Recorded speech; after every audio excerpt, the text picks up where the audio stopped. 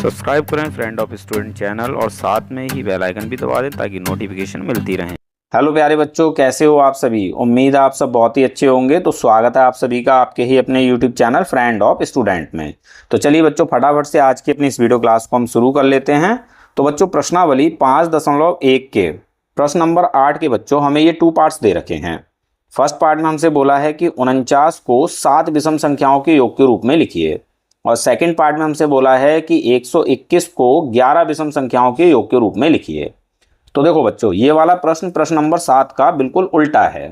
प्रश्न नंबर 7 में हमने क्या किया था, हमें विषम संख्याओं का योग दे रखा था, तो हमने यहाँ इनका योगफल ज्ञात किया था। ठीक है, अब यहाँ यानी प्रश्न नंबर 8 में हमें इसका उल्टा करना है। हमें यहाँ पर ये 2 संख्याएं दे रखी हैं, हमें इन दोनों संख्याओं को इस तरह से विषम संख्याओं के योग के रूप में लिखना है। ठीक है, तो चलिए इसको सॉल्व करते हैं। तो देखो बच्चों, भाई फर्स्ट पार्ट में हमें संख्या दी हुई है 49। ठीक है, हमें 49 को 7 विषम संख्याओं के योग के रूप में लिखना है। ठीक है, तो देखो बच्चों, हम 49 को लिख सकते हैं 7 की घात 2। लिख सकते हैं या नहीं? हाँ बिल्कुल लिख सकते हैं।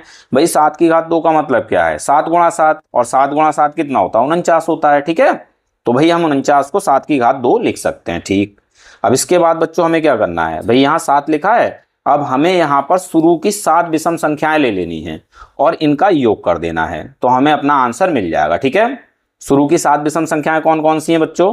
तो भाई पहली विषम संख्या है 1, दूसरी है 3, तीसरी है 5, चौथी है 7, और पांचवी है 9, छठी है 11 और सातवीं है 13। ठीक है, तो ये हो गई भाई शुरू की 7 विषम संख्याएं। अब इन सभी संख्याओं को आप जोड़ दीजिए तो आपको अपना आंसर मिल जाएगा। Plus plus plus plus plus plus. ठीक है, तो भाई हम 49 को इन शुरू की 7 विषम संख्याओं के योग के रूप में लिख सकते हैं। आप इनको जोड़कर भी देख लीजिए, आपको योगफल 49 मिलेगा। देखो 1 + 3 4, 4 + 5 9, 9 + 7 16, 16 + 9 25, 25 + 11 36, 36 + 13 49। ठीक है, तो योगफल कितना हो गया? 49। तो भाई हम 49 को इन 7 विषम संख्याओं के योग के रूप में लिख सकते हैं। ये हो गया फर्स्ट पार्ट का आंसर। ठीक है, अब सेकंड पार्ट को भी हमें इसी तरह से करना है। सेकंड पार्ट में हमें संख्या दे रखी है 121।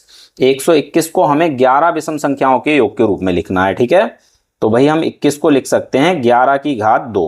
11 की घात 2 का मतलब हो गया 11 गुणा 11, और 11 गुणा 11 होता है 121। ठीक है, तो 121 को हम 11 की घात 2 लिख सकते हैं। ठीक, अब बच्चों यहाँ पर 11 है, तो अब आपको क्या करना है? शुरू की 11 विषम संख्याएं ले लेनी है और इनको जोड़ देना है, तो आपको अपना आंसर मिल जाएगा। ठीक है, तो पहली विषम संख्या 1 हो गई, प्लस दूसरी हो गई 3, प्लस तीसरी 5, प्लस चौथी 7, प्लस पांचवी 9, प्लस छठी 11, प्लस सातवीं 13, प्लस आठवीं 15, प्लस नौवीं हो जाएगी 17, प्लस 10वीं हो जाएगी 19, प्लस 11वीं हो जाएगी भाई 21। ठीक है, तो हम 121 को इन विषम संख्याओं के योग के रूप में लिख सकते हैं। ठीक है, आप इनको जोड़ोगे तो आपको योगफल कितना मिलेगा? भाई 121 मिलेगा। ठीक है, तो हम 121 को इन 11 विषम संख्याओं के योगफल के रूप में लिख सकते हैं।